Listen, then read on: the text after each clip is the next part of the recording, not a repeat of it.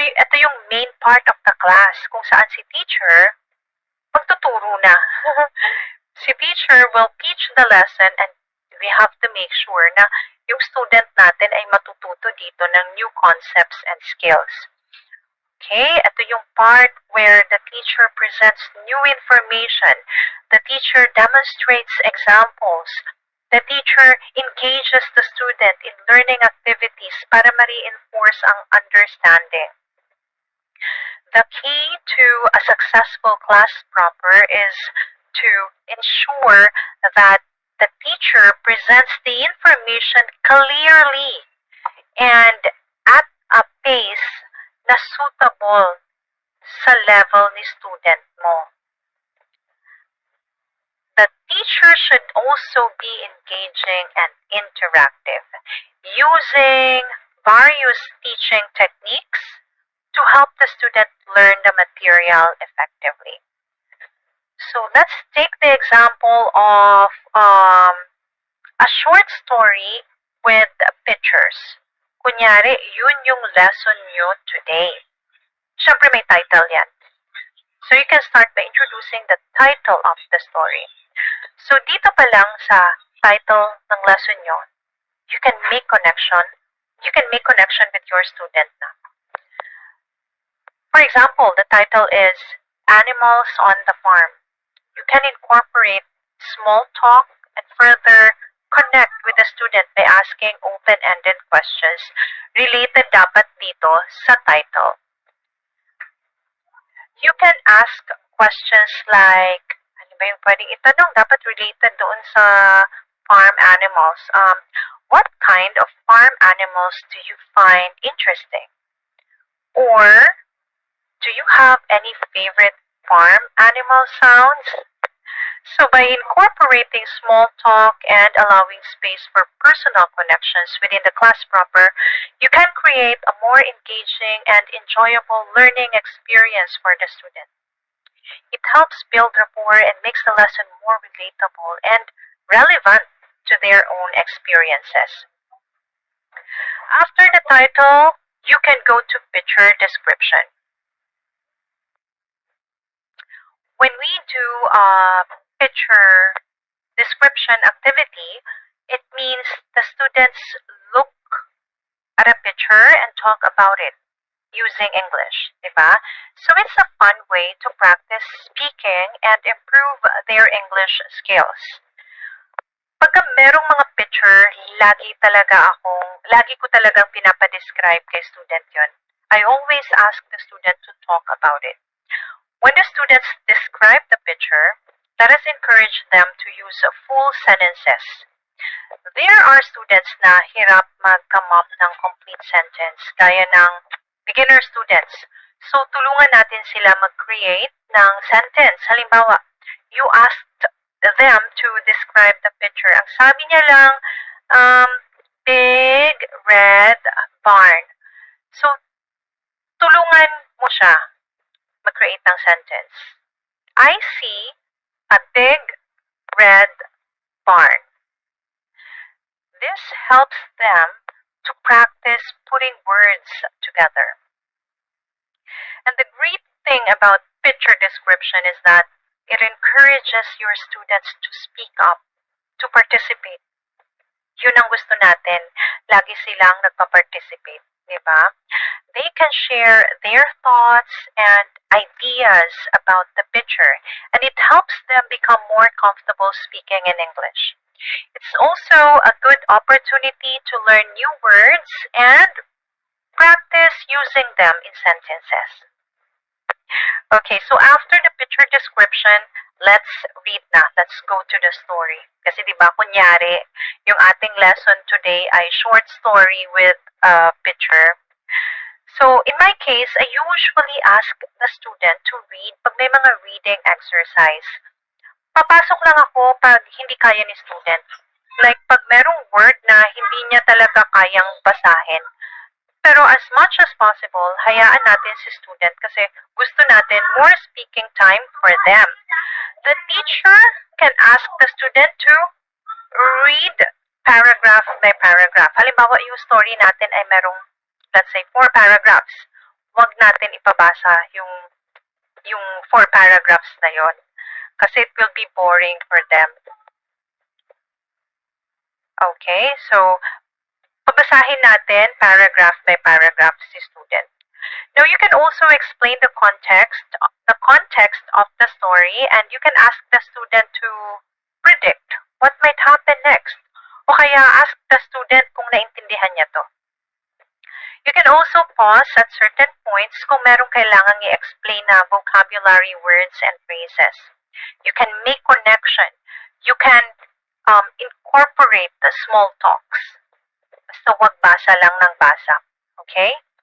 After the story is finished, the teacher can ask the student to summarize what happened in the story and to reflect on the themes or moral lessons presented sa story. Yan ay kung ang level ni student mo ay intermediate to advanced. If not, you come up with comprehension questions. Overall, the goal of the class proper is to effectively teach the lesson and ensure na si student mo naintindihan niya yung lesson na present mo. Okay? Now, after the class proper, mag-class summary na tayo. Ito naman ang brief review of what was learned during the class. It helps the student to reinforce their learning and yung ma-identify natin yung areas they need to work on. After teaching a lesson, it's important to summarize what was covered and to review key points. This helps the student retain the information they learned and nakakapag-provide din to ng opportunity for teacher to check kung ano yung natutunan niya sa inaral namin today. For example, the teacher can say, today we learned about different animals on the farm and their sounds. Can you tell me some of the animals we discussed? So this gives the student a chance na ma-recall and ma-reinforce kung ano ba yung natutunan niya sa class. Additionally, summarizing the lesson can encourage self-reflection in the student. Dito natin ipapasok ang encouraging self-reflection na na-discuss natin earlier sa how to be an effective ESL teacher, diba? So the teacher can ask questions like, what was the most interesting thing you learned today? Or what was challenging for you during the class? So makakatulong to kay student na ma-identify yung areas they need to work on and it also gives them an opportunity to reflect on their own learning process. Okay, so after that, mag-feedback na tayo. Ito naman yung opportunity for the teacher na makapag-provide ng constructive feedback to the students sa performance nila during the class. So, gagawin natin dito yung sandwich method.